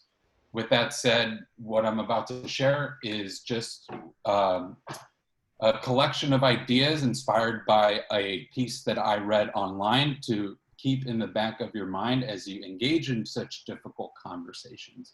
And as I say it aloud, it is not directed to you, the listener, but to think and reflect upon those who are engaging with you. If Black Lives Matter bothers you because all lives matter, but Blue Lives Matter doesn't bother you, then what really bothers you is the word Black. If Latinx lives matter bothers you because all lives matter, but Blue Lives Matter doesn't bother you, then what really bothers you is the word Latinx. If LGBTQ+ lives matter bothers you because all lives matter, but Blue Lives Matter doesn't bother you, then what really bothers you is LGBTQ+. If immigrant lives matter bothers you because all lives matter, but Blue Lives Matter doesn't bother you, then what really bothers you is the word immigrant. I cannot speak for any other person than myself, thus it is my own responsibility to decenter the whiteness in my identity and in my surroundings, In turn, to celebrate and honor liberation and continuous reference to our history, I reemphasize the importance of centering multicultural perspectives, especially those of the Black community, in the actions that I carry and in my support of prioritizing racial and social justice, thus my intention toward holding those around me in power accountable for such. Thank you for the airtime. I yield. Thank you, Leo. Okay, I'm back. I wondered where you went. I was looking for I got you. booted off. I don't know why, but okay. Yeah, welcome back. Maybe I said something wrong. So Leo yielded. You want to pick up another question?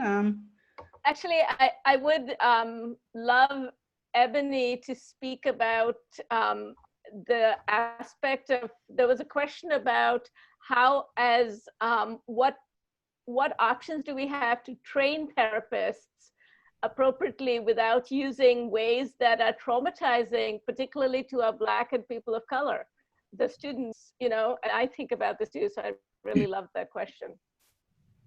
And Ebony, if you would please, I'm sorry to interrupt you.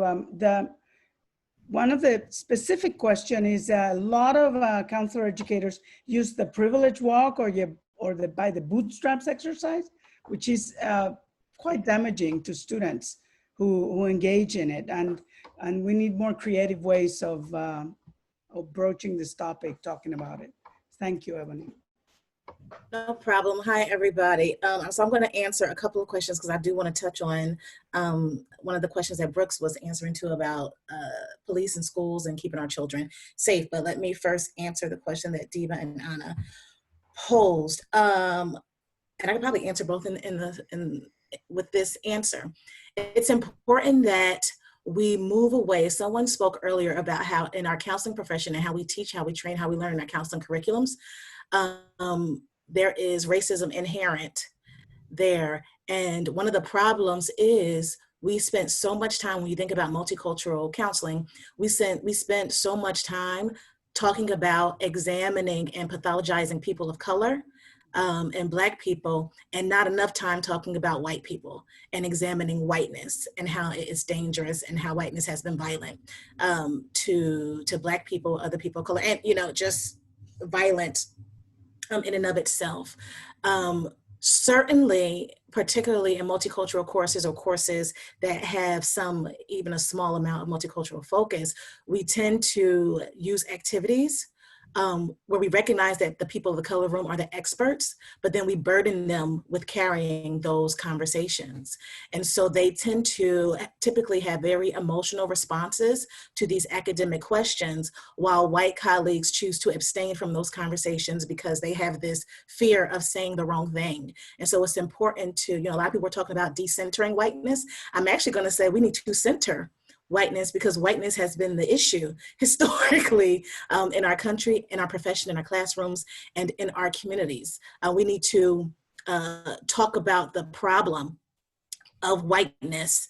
Absolutely. And so when we're doing these examples, I'm actually not a fan of the privilege walk, because to me, somebody who grew up in the housing projects and was raised by my mom and who grew up poor, I'm always, way back in the wall, and it makes me feel worse than when I came into the classroom, because what you're essentially saying is white people or rich people or whatever your privileged status is, look at, the people who aren't as fortunate as you. And that is quite problematic. And so we need to talk about and really be prepared. Someone said this early, to not just have uncomfortable conversations, but we need to provide spaces where we can have dangerous conversations where we are letting down all of these pretenses and all of this need to be PC and really address the issue. Some of you know that I sing, and one of my favorite choir directors used to tell me, don't sing softly in rehearsal. I need you to sing loud, because if you mess up, I'll be able to hear you and correct you, so that when you go out to perform, you're doing it the correct way. The worst place to mess up is when you're out in the community. And I say that to counselors. I prefer us to mess up in these spaces, to say the wrong things in these spaces, for students to say the wrong thing in the classroom, because the time to mess up is not when you're working with clients. It's not when you're teaching students. So it's important to teach whiteness. And I wasn't prepared for this question, but I actually, in one of a humanistic handbook, actually have published a couple of multicultural exercises that really focus more on internal reflection to promote outward conversation or outward discussion. And so it's less about look at how much privilege you have in relation to people who don't have privilege,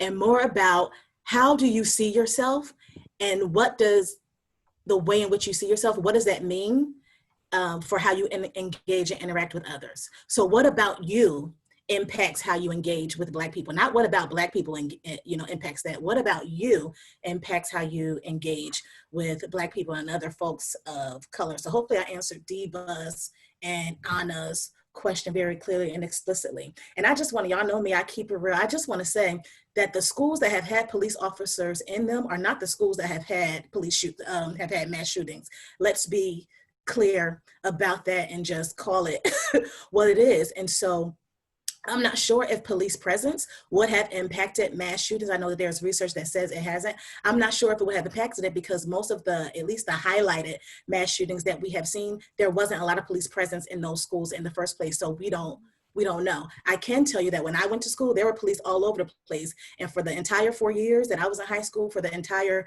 8 years that I was in elementary and middle school, there was not a mass shooting that occurred. And so how do we keep our children safe? We need to, of course, focus on mental health. We focus on safety. We are consistent with our standards and our expectations. Absolutely, we are consistent across the board. We change curriculum. We change what's going on in our schools. We change how we train our teachers. We change systems, and we change that there are communities who have food deserts. That there are communities who literally have to fight with each other because they're fighting over resources and fighting to feel powerful. That's how we change it. And I know Dr.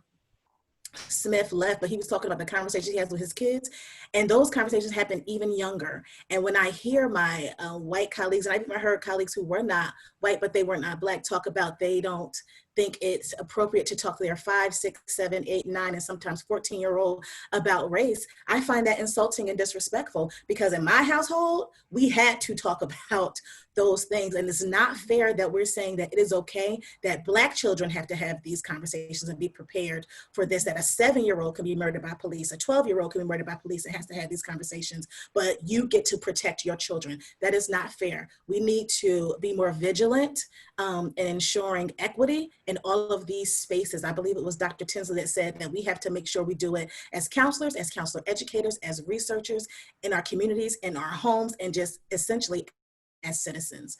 And so, oh, and also, of course, it's a great day to arrest the cops who murdered Breonna Taylor. Yes.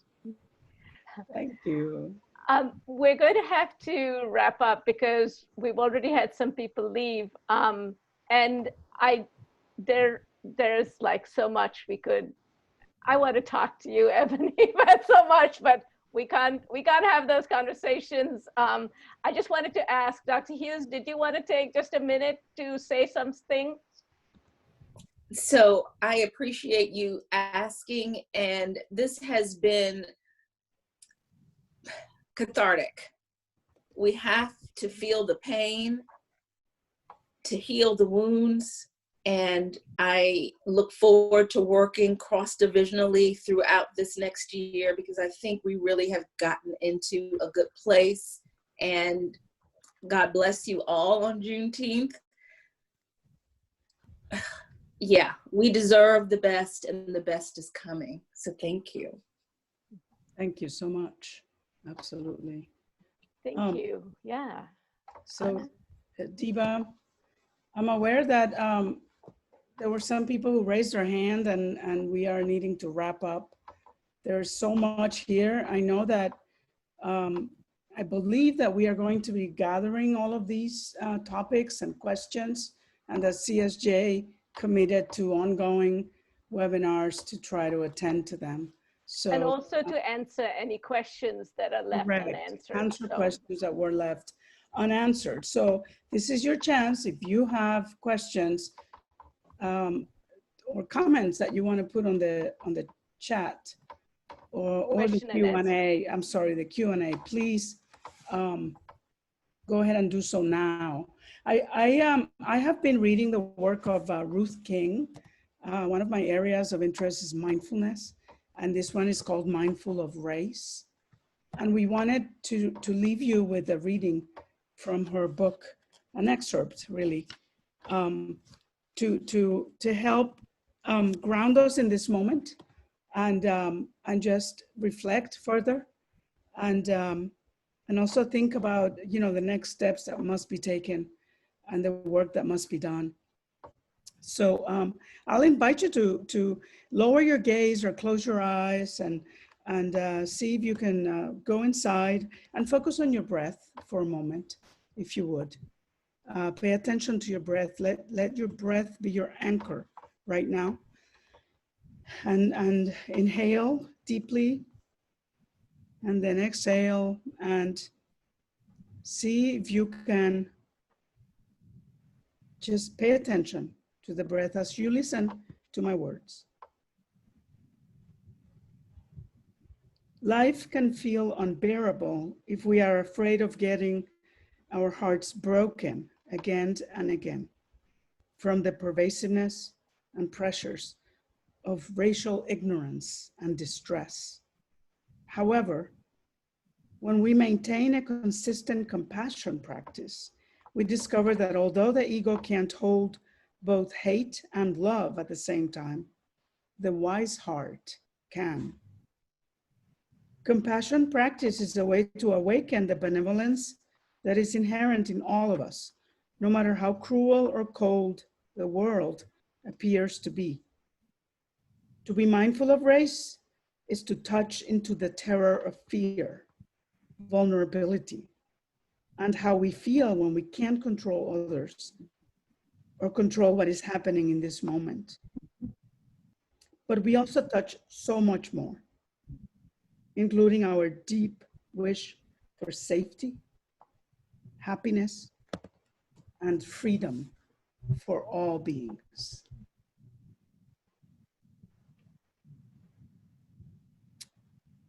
At this point, just begin to keep breathing. Start becoming aware of your body, the tensions, the pain, the tiredness, even exhaustion, the emotions, the catharsis, the odd moments of quiet peace, of prayer, of blessing, of tenderness, and just notice in wonder and curiosity the amazement that is you. Start becoming aware of your heart. Perhaps it feels knotted, perhaps welling with pain, perhaps tight with fear. And sometimes we harden our hearts to shield them. And begin breathing into your heart, sending tenderness to your heart that feels so deeply, opening and softening to yourself, to the you who loves so greatly. As you do that, become aware of your own suffering of injustice. Notice how it manifests in your body.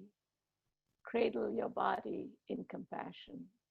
Release the breath into all those spaces that hurt. And hold this suffering in compassion. Ease the suffering with breath, air so necessary, so life-giving. Become aware of this suffering as a pattern in the world. Visualize how it affects so many people. Hold this pattern in compassion. Send ease from your abundance and wish for relief. Notice the suffering of all marginalized peoples. Notice what you're aware of. See the specifics. Feel in your body and emotions. Send ease and relief out to the universe, to the world. Send gratitude and appreciation to all of the Black scholars and counselors and counselor educators who have chosen to share off their energy while they themselves are so tired and so hurt. Notice the great burden that it is to educate and see what you can do to ease that. We have so many people here. If you can send healing to all of these wonderful, enriching people who have shared their pain with us, send that out. Wish healing and compassion. Begin to notice the suffering of all privileged peoples.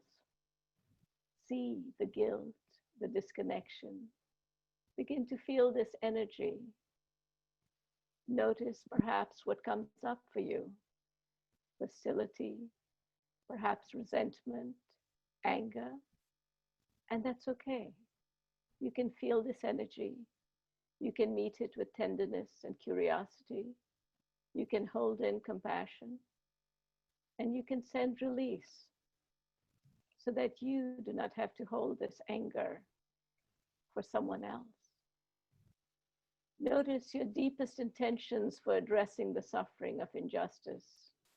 Become aware of how your whole self responds, and let yourself notice what it feels like to be wholly committed, to feel this in your body, let it sink into your bones with every deep, long inhale, and sink deeper with every exhale.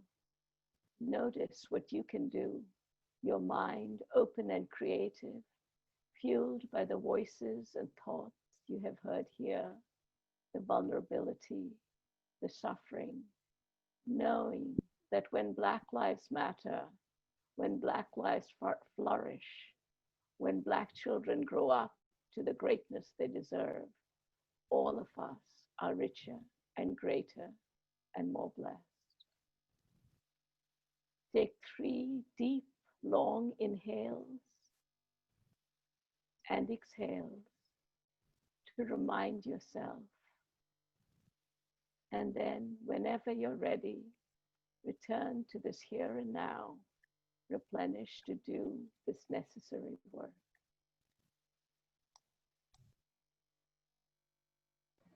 Thank you all. Thank you so much, Diva.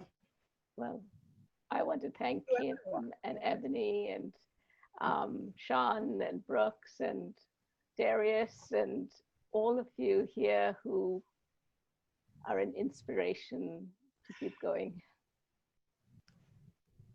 Thank you, everyone. It was a real honor to receive this gift of you and your wisdom today. Lauren, do you want to wrap up or say a few? Yes, I even have a slide for that. I'm wondering if someone can put the feedback survey link in the chat box, please, for folks. I was a little concerned if I went into the chat box that I might lose the screen. But if, thank you, that'd be great. So thank you for that practice. Thank you, Anna and Diba. Happy Juneteenth, everyone. I hope that you have enjoyed this time and gotten some release, gotten some community, gotten whatever it is that you came here for. I made some notes, so I don't want to forget anybody. Thank you, ACA, for supporting us in bringing this event and being able to bring it to so many people. SAGE, AMCD, and ASGW for your contributions and your partnership. We want to continue that with you. We hope to continue collaboration with all divisions. Thank you, all divisions, for sponsoring. Thank you for those of you who came here and shared what you're doing within your divisions.